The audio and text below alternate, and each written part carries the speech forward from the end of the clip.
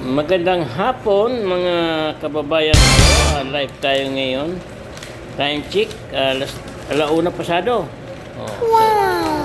Nandito tayo ngayon sa Pandi, Manila sa SM. So, kasalukuyan tayong nag-aabang ng booking. Habang nag-aabang tayo ng booking, nagkakape tayo. Ito, kape tayo, ha? Galing ibang bansa to, ayan ha. Dala ng asawa ni Arnie, yan. Medyo iba talaga ang packaging pag galing sa ibang bansa.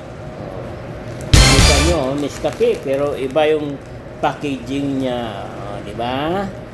Galing ibang bansa to.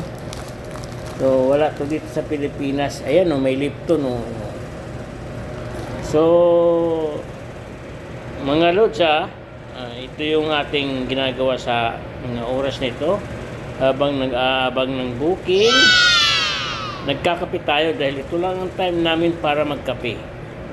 So, mayroon tayong pandesal kung gusto niyo bumili. Bili tayo dito sa sa Pandi, Manila. Dalawa lang pinili namin. Ayan. Ayan, ha? So, kumusta kayo, mga kababayan ko, mga followers? Hindi ko na kayo babanggitin pag-isa-isa kasi mahahaba yung oras ko eh. What? Shoutout nga pala dyan sa kay Boss Jonas, yung damit niyang OG. Yung Boss Jonas lang may OG na damit.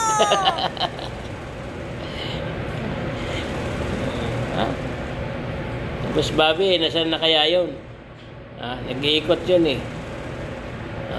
Hindi siya makapagkape ngayon kasi wala siya. Malay mo mamaya. Ang pag-usapan natin ngayon ay tungkol sa weather, ha? Nabasa ako kanina, biglang buhos ng ulan. Hindi ko alam kung may tupak talaga. Nagtakimi, biglang bumuhos ang ulan. Tapos biglang umaraw. Ano ba yan?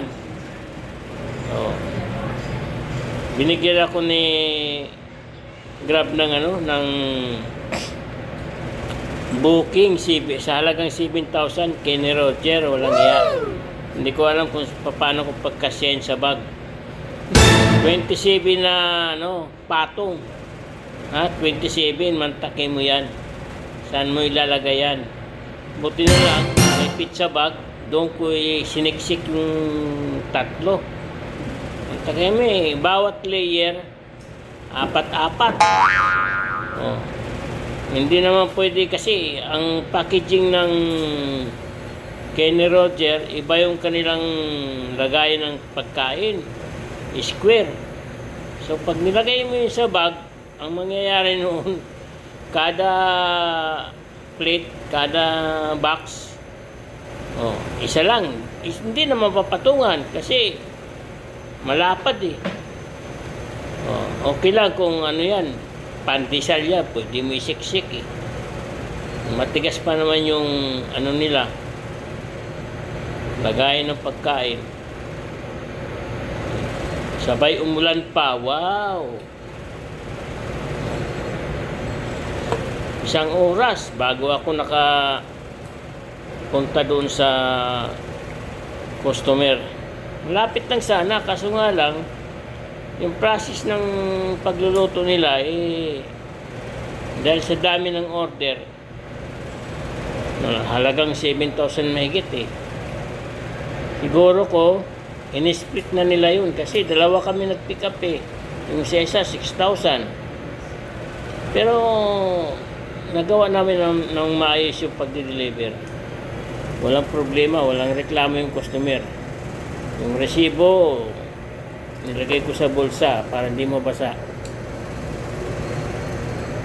So, kumusta kayo? Ingat-ingat kayo ha sa biyahe. Kung kayo ay nagtatrabaho, keep up the good work ha, mga loads ha. Sa mga followers natin nagbabiyahe, ingat-ingat ha. See you sa next live. That is my for today's video. I love you everyone. Bye-bye.